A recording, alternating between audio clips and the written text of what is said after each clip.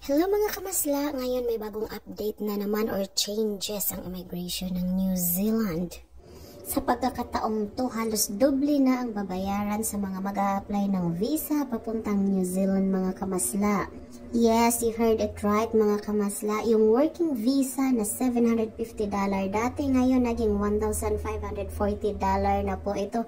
Kaya kung may bala kayong pumunta ng New Zealand mga kamasla, ngayon na i-lodge ng visa ninyo kung may mag-sponsor sa inyo kasi doble na ang babayaran natin starting October 1. Ang increase na ito mga kamasla ay hindi lang po sa working visa or sa EAW. Halos lahat po, mapa-partnership visa, residence visa, lahat ito nag-i-increase na.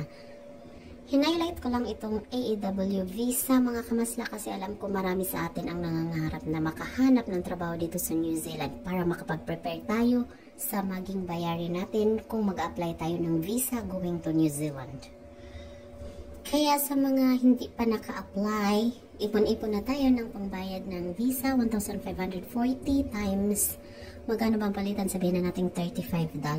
So mga more or less 50,000 pesos ang mabayaran natin para sa pag-lodge ng visa.